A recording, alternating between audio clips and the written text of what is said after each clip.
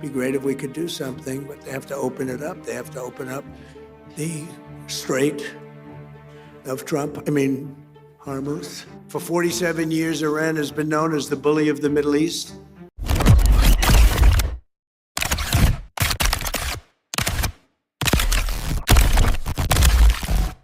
Satu selat, satu tarikan napas dunia. Mungkin inilah analogi yang paling pas untuk menggambarkan Selat Hormuz hari ini. Jalur sempit sepanjang 33 km yang menjadi urat nadi minyak global. Kabar dari Teheran bikin dunia kembali menahan napas. Korps Garda Revolusi Islam Iran atau IRGC baru saja merebut 2 kapal kargo yang melintas di wilayah perairan mereka.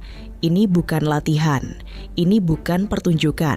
Ini adalah balasan langsung atas blokade naval Amerika Serikat yang sampai hari ini masih bercokol di pelabuhan-pelabuhan Iran. Dan lebih mengejutkannya lagi, Presiden Donald Trump baru saja mengirim pesan rahasia ke Tel Aviv. Isinya, gencatan senjata yang selama ini rapuh bisa berakhir Minggu tanggal 26 April. Artinya dalam hitungan jam, kawasan Teluk Persia bisa kembali terbakar. Akankah Iran membuka kembali Hormuz sebelum deadline?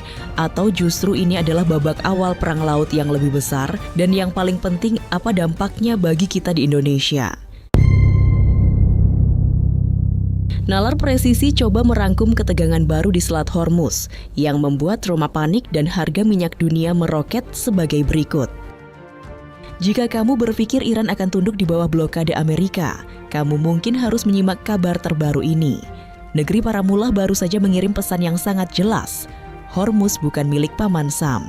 Berdasarkan laporan yang masuk pada tanggal 23 April, 2 kapal kargo yang sedang transit di Selat Hormuz dicegat oleh speedboat bersenjata IRGC. Kedua kapal tersebut digiring ke perairan Iran dan ditahan sampai waktu yang belum ditentukan.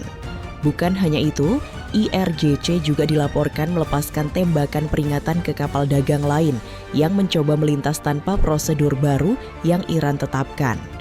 Tindakan ini sendiri adalah balasan atas blokade naval Amerika Serikat yang sudah berjalan berminggu-minggu di pelabuhan-pelabuhan utama Iran.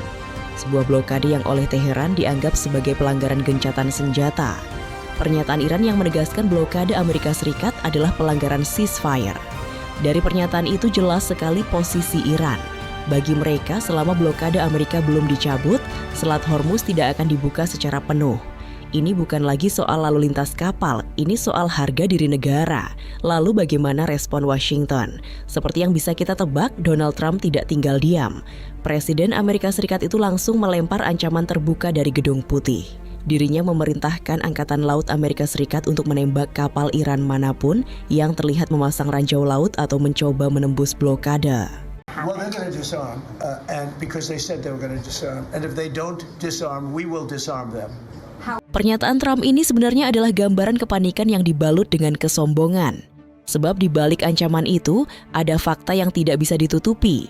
Blokade Amerika di Selat Hormuz bukanlah tanpa biaya. Setiap kapal perang yang dikerahkan, setiap drone pengintai yang terbang, semuanya memakan anggaran raksasa dari pajak rakyat Amerika sendiri. Sementara Iran, mereka hanya perlu mengerahkan speedboat bersenjata dan ranjau laut yang harganya tidak sampai 1/10 kapal perang AS. Ini adalah definisi dari perang asimetris. Dan kali ini Paman Sam berada di pihak yang dirugikan. Bukan hanya itu saja. Di tengah ketegangan ini, Trump dilaporkan mengirim pesan diam-diam ke sekutunya, rezim Benjamin Netanyahu. Isi pesannya cukup mengejutkan. Gencatan senjata yang selama ini menjadi payung rapuh di kawasan bisa berakhir pada hari Minggu, 26 April. Artinya, jika Iran tidak segera mengajukan proposal damai baru yang memuaskan Washington, perang bisa kembali meletus dalam hitungan hari.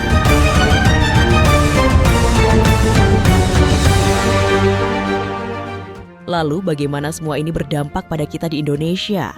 Jangan kira perang Teluk Persia itu jauh. Justru dampaknya sudah mulai terasa di pom bensin dekat rumahmu.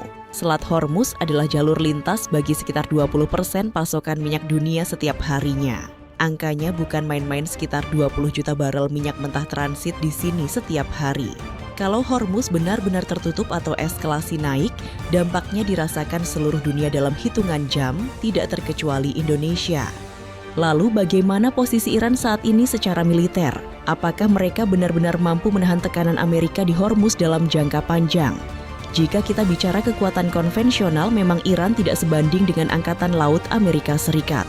AS punya kapal induk, kapal selam nuklir, dan jaringan pangkalan militer di seluruh kawasan Teluk.